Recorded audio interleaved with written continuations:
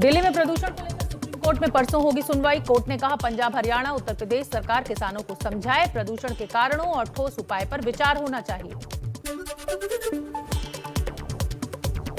प्रदूषण पर supreme court में दिल्ली सरकार ने हलफनामा दिया, कहा पूर्ण लॉकडाउन के लिए तैयार। कोर्ट ने कहा लॉकडाउन को आखिरी उपाय की तरह देखा जाना चाहिए।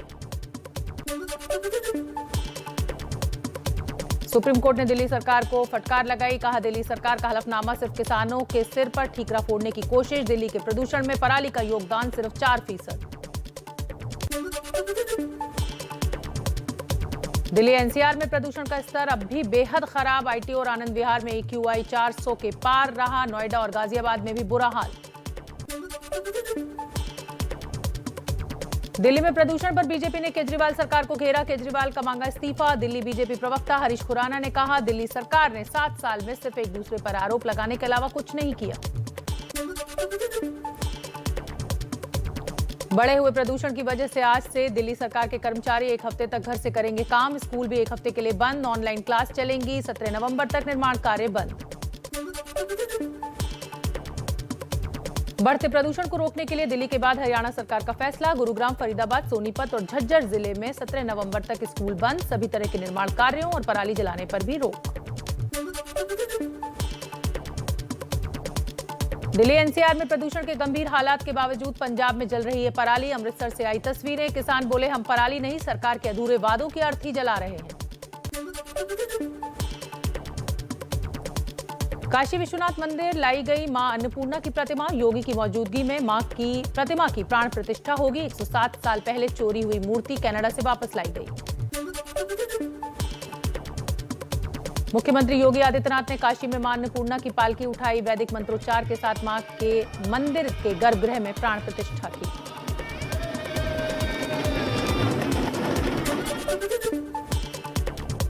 प्रधानमंत्री मोदी रांची में भगवान बिरसा मुंडा स्मृति उद्यान सह स्वतंत्रता सेनानी संग्रहालय का वर्चुअल उद्घाटन। 25 फीट ऊंची है बिरसा मुंडा की प्रतिमा। प्रधानमंत्री मोदी ने कहा देश की स्वतंत्रता में आदिवासियों का अमिट योगदान। बिरसा मुंडा संग्रहालय को बताया आदिवासी संस्कृति का प्रतीक। प्रधानमंत्री मोदी ने संसद भवन में बिरसा मुंडा की प्रतिमा पर पुष्पांजलि अर्पित की। बिरसा मुंडा की जयंती पर मौजूद रहे लोकसभा स्पीकर और तमाम बड़े नेता। प्रधानमंत्री मोदी का आज भोपाल दौरा। बिरसा मुंडा की जयंती पर आयोजित जनजातीय गौरव दिवस सम्मेलन में होंगे शामिल। जनजातीय समुदाय के कल्याण के लिए कई योजनाएं शुरू करेंगे। भोपाल में रानी कमलापति रेलवे स्टेशन सज धज कर तैयार। आज प्रधानमंत्री मोदी करेंगे उद्घाटन। हबीबगंज रेलवे स्टेशन का नाम बदलकर रानी कमलापति स्टेशन किया गया। प्रधानमंत्री मोदी कल उत्तर प्रदेश के सुल्तानपुर में देश के सबसे लंबे पूर्वांचल एक्सप्रेसवे का करेंगे उद्घाटन। 42,000 करोड़ की लागत से बने एक्सप्रेसवे से पूर्वांचल के कई शहरों को होगा फायदा।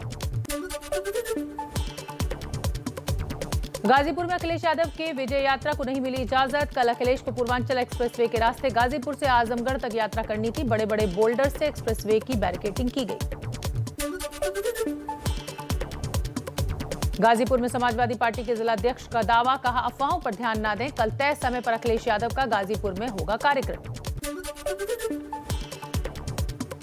पूर्वांचल एक्सप्रेसवे का श्रेय लेने की होड़। कल समाजवादी पार्टी के कार्यकर्ता एक्सप्रेसवे पर करेंगे पुष्प वर्षा। अखिलेश यादव बोले बीजेपी झूठ बोलने में माहिर। 2022 में सफाया तय, सिर्फ हमारे कामों का उद्घाटन हो रहा है। उद्घाटन से पहले पूर्वांचल एक्सप्रेसवे पर लड़ाकू विमानों की ट्रायल लैंडिंग। वायुसेना के C-130 सुपर हरक्यूलिस समेत कई लड़ाकू विमानों को उतारा गया। उत्तर प्रदेश चुनाव में जिन्ना पर जुबानी जंग जारी। मुख्यमंत्री योगी बोले जिन्ना भारत के लिए खलनायक ही रहेंगे। सरदार पटेल की तुलना अगर कोई जिन्ना से करने लगे तो ये वोट बैंक की निकृष्ट राजनीति होगी। आजमगढ़ में अमित शाह के बयान पर बोले AIMIM के प्रमुख ओवैसी, कहा हम तो टोस्ट पर जैम लगाकर खा लेते हैं, आप कौन से जैम की बात कर रहे हैं।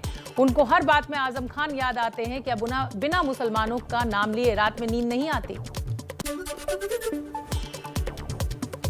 कांग्रेस महासचिव प्रियंका गांधी आज उत्तर प्रदेश के मुरादाबाद में पदाधिकारी प्रतिज्ञा सम्मेलन को करेंगी संबोधित। पार्टी कार्यकर्ताओं को देंगी जीत का मंत्र।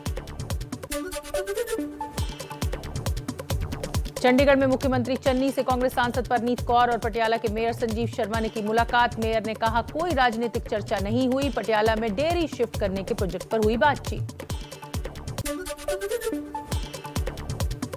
बीजेपी अध्यक्ष जेपी नड्डा का आज से 2 दिन का उत्तराखंड दौरा। विधानसभा की कोर ग्रुप की बैठक में लेंगे हिस्सा। प्रभारियों के साथ चुनाव की रणनीति पर भी होगी चर्चा।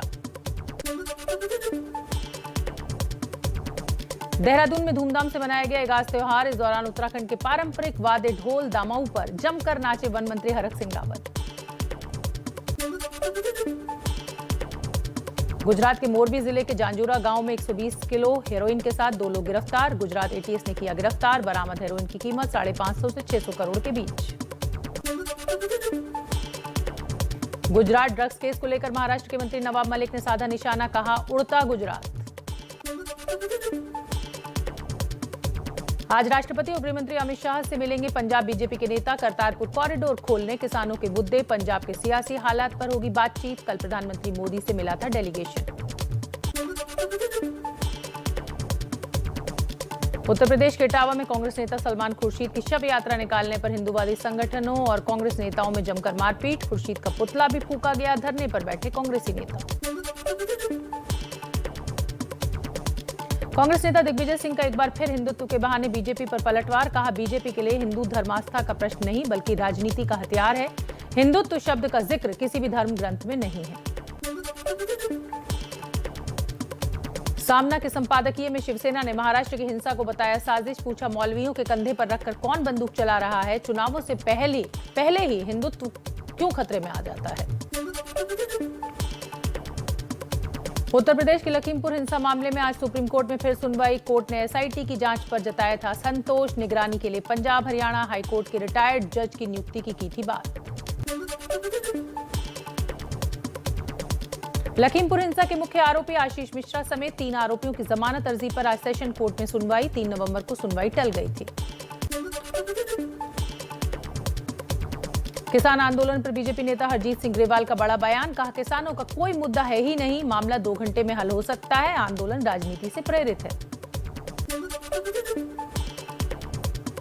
उत्तर प्रदेश के हाथरस में किसान नेता राकेश टिकैत ने किसान आंदोलन को हिंदुस्तान की वैचारिक क्रांति कहा। हमारी मांगे पूरी हो जाएंगी तो हम घर चले जाएंगे, नहीं तो किसान वापस जाने वाला नहीं। क्रूज ड्रग्स से जुड़े वसूली मामले में अहम गवाह सैम डिसूजा से आज मुंबई पुलिस की एसआईटी टीम करेगी पूछताछ। कल एनसीबी विजिलेंस की टीम ने सैम का बयान दर्ज किया था। मनी लॉन्ड्रिंग केस में आरोपी और गिरफ्तार किए गए महाराष्ट्र के पूर्व गृह मंत्री अनिल देशमुख की आज पेशी। ईडी रिमांड हो रही है खत्म। और आइए आगे बढ़ते हैं, कुछ और खबरों पर फटाफट अंदाज में अब नजर डालते हैं। श्रीनगर के नवाकदल इलाके में पुलिस टीम पर आतंकी हमला हुआ है। पुलिस का एक जवान घायल हुआ है। पूरे इलाके की घेराबंदी कर आतंकवादियों की तलाश जारी है। बिहार के मधुबनी में पत्रकार बुद्धिनाथ उर्फ अविनाश झा हत्याकांड में एक महिला समेत 6 आरोपियों की गिरफ्तारी हुई है। पुलिस का दावा प्रेम प्रसंग से जुड़ा है हत्या का मामला। राहुल गांधी ने भी ट्वीट कर निशाना साधा। कहा भाजपा सिस्टम पत्रकारिता की हत्या में जुटा है, लेकिन झूठ के सामने सच कब रुका है। केंद्र सरकार ने अध्यादेश जारी कर सीबीआई और ईडी डायरेक्टर्स का कार्यकाल बढ़ाकर 5 साल कर दिया है। पहले ये 2 साल का होता था। कांग्रेस ने कहा एजेंसियों को गुर्गों की तरह इस्तेमाल कर रही है मोदी सरकार।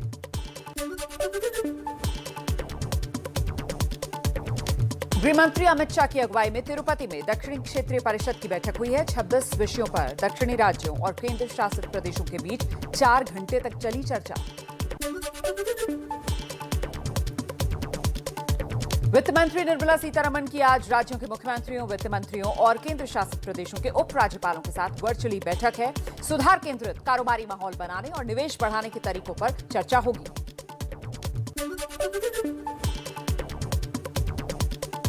हरियाणा में आज पेट्रोल पंप बंद। कमीशन बढ़ाने समेत 3 मांगों को लेकर प्रदेश के सभी पेट्रोल पंप वालों की 24 घंटे की यह हड़ताल।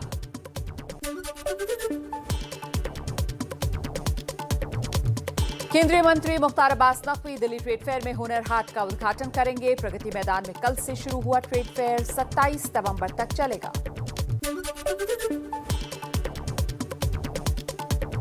देश में पिछले 24 घंटे में कोरोना के 11,271 नए केस, 285 लोगों की मौत हो गई है। कुल एक्टिव केसेस घटकर 1,35,918 पर आए।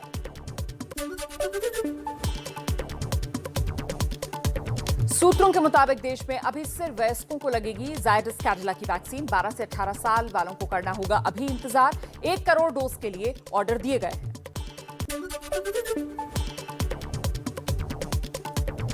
मणिपुर में शहीद राइफलमैन सुमन स्वर्गियारिया का पार्थिव शरीर असम के जोरहाट पहुंचा। पैतृक गांव बक्सा में दी जाएगी अंतिम विदाई। मणिपुर में असम राइफल्स के काफिले पर उग्रवादी हमले में शहीद कर्नल विप्लव त्रिपाठी समेत 5 जवानों को सीएम बीरेन्द्र सिंह ने श्रद्धांजलि दी। हमले में कर्नल की पत्नी और बच्चे की भी जान चली गई थी।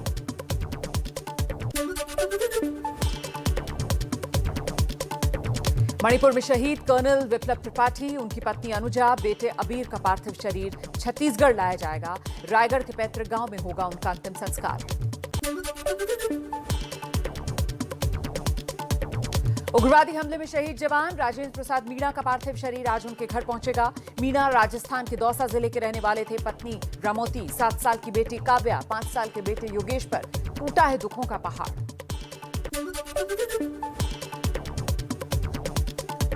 मणिपुर में ही शहीद राइफलमैन खतने कोन्याक का पार्थिव शरीर नागालैंड के उनके पैतृक गांव पहुंचा। इम्फाल एयरपोर्ट पर दी गई श्रद्धांजलि।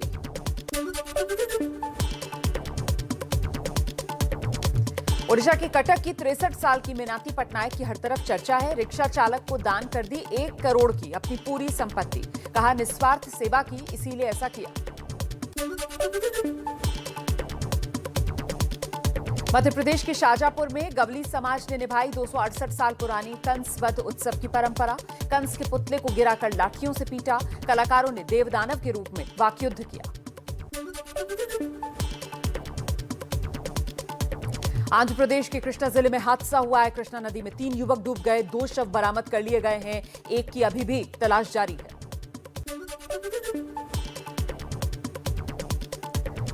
अरुणाचल की सीमा पर चीन के गांव बसाने की खबरों पर बोले रक्षा मंत्री राजनाथ सिंह। कहा अरुणाचल में गांव बनाने की बात हो रही है, हम भी किसी से पीछे नहीं। मैं कुछ बोलूंगा तो न्यूज बन जाएगी। ऑस्ट्रेलिया T20 वर्ल्ड कप का नया चैंपियन बन गया। फाइनल में न्यूजीलैंड को 8 विकेट से मात दी। पहली बार T20 वर्ल्ड कप ऑस्ट्रेलिया ने अपना नाम किया है।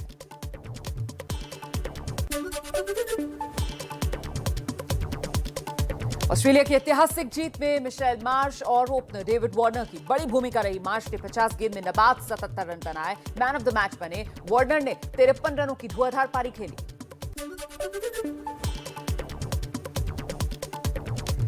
न्यूजीलैंड के कप्तान केन विलियमसन ने 48 गेंद में 85 रन की तूफानी पारी खेली, लेकिन टीम को हार से नहीं बचा पाया। ऑस्ट्रेलिया ने न्यूजीलैंड को रौंद डाला।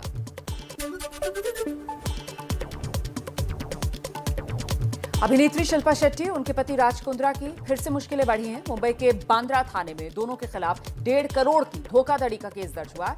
शिल्पा ने आरोपों को खारिज किया है।